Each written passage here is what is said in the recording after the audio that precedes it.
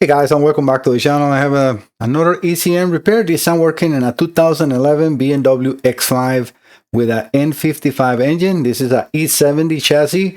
The customer concern is no valvetronic activation. They said that they replaced first the valvetronic servo motor, the wiring, the eccentric shaft, but then when they went to perform the relearn of the limits and the adaptation of the valvetronic, which is also a lengthy process, they couldn't.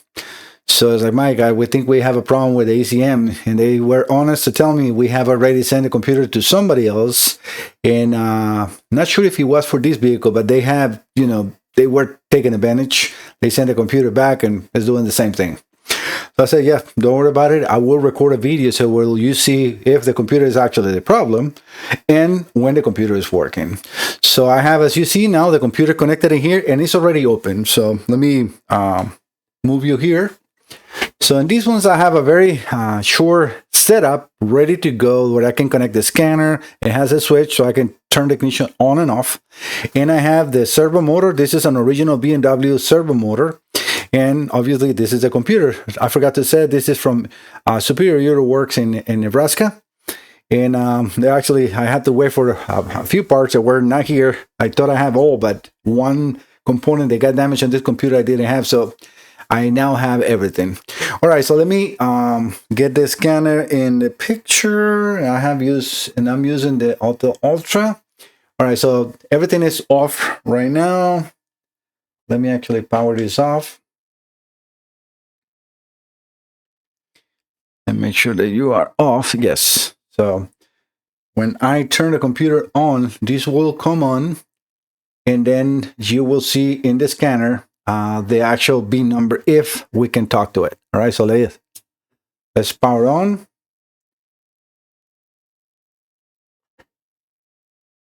For some reason, this didn't power on. Let me disconnect the scanner one more second in here. Yeah, now it's connected, and I'm going to turn the ignition on, which I immediately notice we have absolutely no movement. This should have reset or move or spin, because when you have one of the faces bad, the motor will keep spinning and spinning and spinning because it cannot find its position because one face is bad. But when you have a complete multiple of the faces bad, the motor will not move. The computer will shut down immediately. So hopefully we can get communication. And I'm a little hesitant because it looks like we have no communication. But sometimes that happens. Well, it's not drawing much amperage, only like 700, 780. Okay, finally this sounds like a okay. All right. So we're there. Okay, we got communication. Let me just double check that big number with the folder because they didn't send the paperwork with the computer. All right, it should be BL414, or let's say, let me see, 360. L414942. L414942. Okay, so that is exactly correct B number as they send it to me on a text message. Easy from Superior Work send me that. All right, so let's enter the car and let's see what kind of faults we have here. So I'm going to click on the screen so I can be here. Now let's do an standalone. I'm using the Auto Ultra for this one. And this is going to try to communicate with the entire vehicle, which is normal, but I want to see what faults we have. This got to be immediately a phase open. In here, when the computer is repaired, we will get, after I connect it and you see the movement of the motor, limit not learn. Why? Because we don't have the eccentric shaft to stop the motor from going from one way or the other. So that is what we're expecting to have. And this should have, like I said, should have a spin, and it didn't. So this is already no doubt that we have a problem with the computer.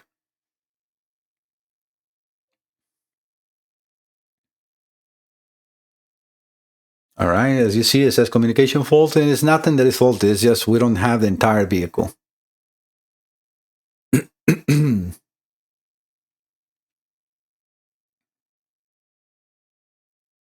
It's going to populate the entire, list of possible computers on the car, and we're just going to go into the DME, Digital Motor Electronics, which is the engine computer, right?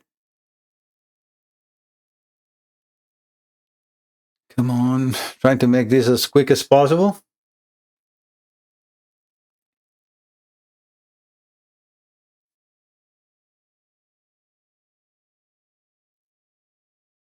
This is going to be a test. I'm not, I have plenty of videos, even checking the valvetronic. If you want to know how to test the valvetronic properly in the vehicle, I have in my channel that test where I show even the complete intake relearn, because that's what you need to do after I repair this computer and they have replaced the eccentric shaft in the valvetronic. You not only need to learn the limits, which is the lower and upper limit for the position of the valvetronic, you need to relearn the entire intake. That's how BMW names it. And that takes, it's a process of like 15 to 20 minutes, sometimes more, because it does 250 passages and then another 150 passages of moving the valvetronic up and down to learn the position of all the valves, to make sure that, the fuel trims and oxygen sensor and everything is at optimal. And that is very important to do. That will give the full horsepower to the engine and a nice idle on the car. All right, so we're going to trouble codes. Water here.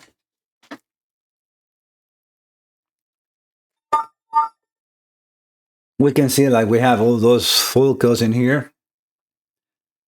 Let's erase and see what it comes back, because I didn't see anything on the valvetronic in there.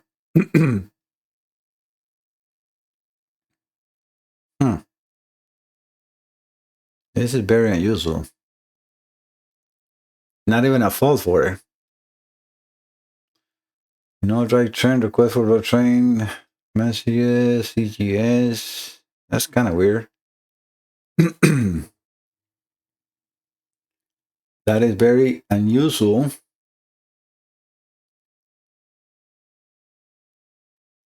It's like it's not even detecting the valvetronic. Active test. Do we have anything? I don't think we have anything for the valvetronic in here. Because this should not, valvetronic, since it has not relearned, it will just show always this. When you have not relearned the positions, it will show this 179 and 189.9 inactive all the time. So this is very misleading. Let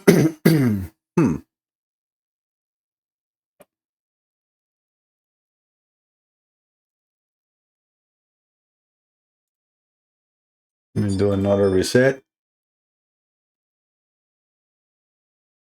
Yeah, it's not showing. It says terminal 87, no voltage. Terminal 87, no voltage. Well, that is okay. Oh, right here. Valvetronic system, no movement identified. Finally. Maybe I didn't see it because I was looking for the valvetronic phase. But you can see the eccentric shaft part, which is built into the same, this wiring in here, has 5 position sensors, a fiber reference and a sensor ground, and 3 thick wires that are for each phase of this motor.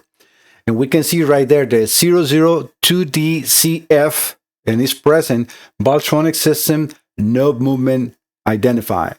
So this is no doubt about it. This computer needs to be repaired. All right, so let me stop the video, and I'm going to do this pretty quickly because now I have all the parts, and I should have recorded this before and then do the repair today, but I have everything ready to go. So let me just do the repair and I'll be right back, guys.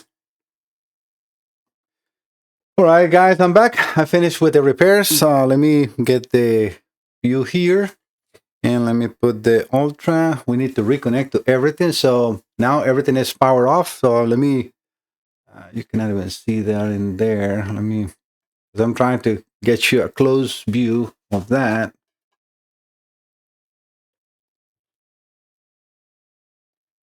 Well, I guess you don't need to see it when this one comes on. Maybe you can see a little bit in there. Yeah, like right there. I want you to see when this comes on because now it's off completely. So I'm going to power on.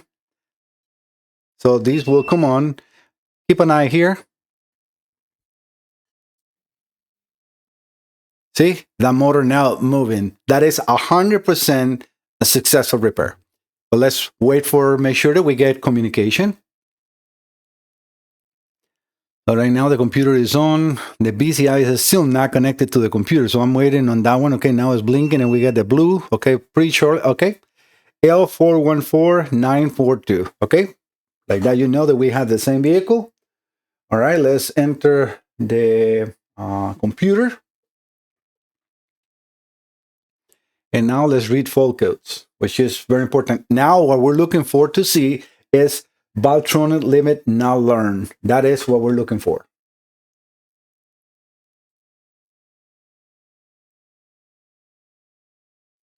Sorry that I disconnected, but I want to make sure that there is absolutely no doubt of what is being connected and everything, so you guys can see the process of the test that I do here, which is 100% valid. I got 100% success rate doing this. All happy customers, people that had been taken advantage by other companies. They tell you, oh yeah, we connected to a vehicle and it's running great. And they even send you a video of like supposedly your computer or another computer clone in a car running. What does that mean? Is that even your computer? You not even know that. So that is why I put this, and there's no doubt about it. So when they get it, it starts and runs. My customers are super happy. I hope that all customers will leave me reviews, because I repair probably by now maybe 20,000 computers, but I only have like 100 reviews. So not everybody understand how important it is to leave a review for a small business, especially like mine, that cannot spend the amount of money that Google wants me to spend a month. Because for them, oh yeah, you want to be on the first page, it's $20,000 a month. I'm like, yeah, $20,000 a month. Are you buying me out? I cannot afford that. So your reviews are the most important to support my small business. When your reviews, when you subscribe to the channel, it's unbelievable how much that helped me, because then YouTube promotes more and more my videos, and then that's how you find me, and it's for free. So thank you so much if you do so. All right, so communication is faulty. Sorry about that. Let's keep going with the tests. Either way, this is going to be a very short video compared to others. Like I said, if you're looking for any test on the valvetronic, just please look in the channel, do a search for valvetronic, and everything will show up in there. I have plenty of videos doing the full test with the oscilloscope captures, where to connect, performing the whole intake relearn, everything.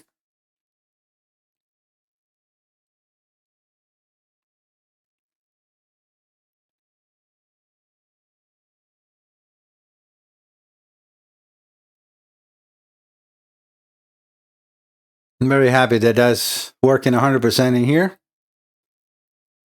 Motion of the front door, probably a deliverer.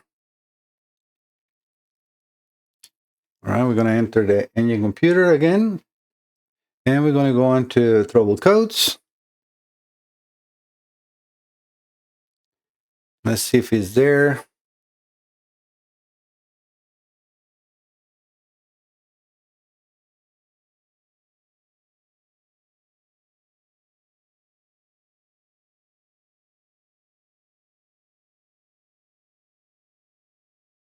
Yeah, I don't see no faults. Maybe I'm blind, color blind or something, but let me erase it, because we should be getting again a valvetronic limit position not found or not completed or something like that.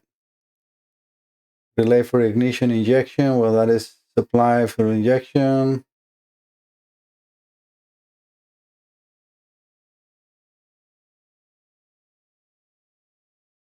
Let me erase it again.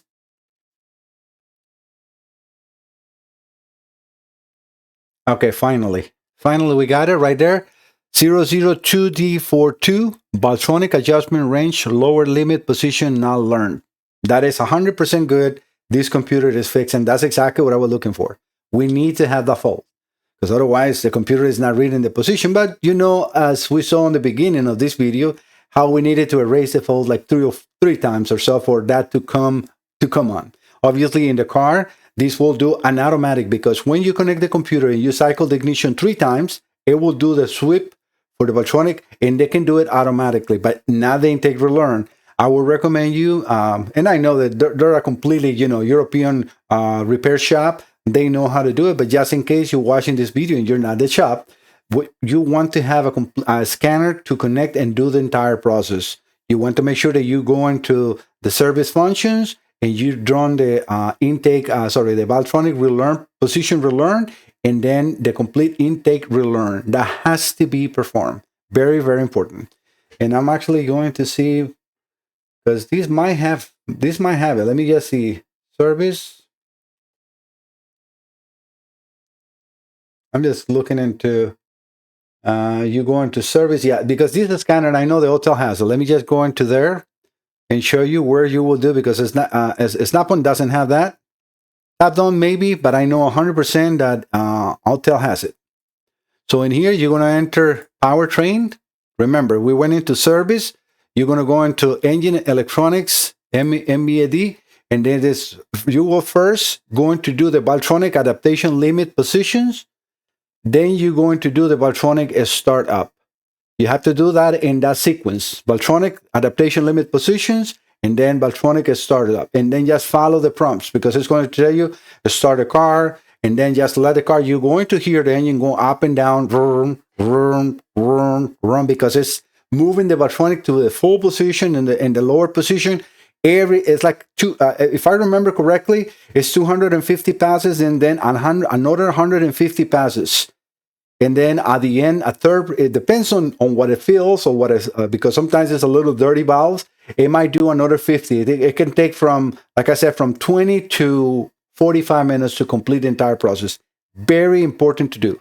Make sure that before you do all this also, you delete the adaptations.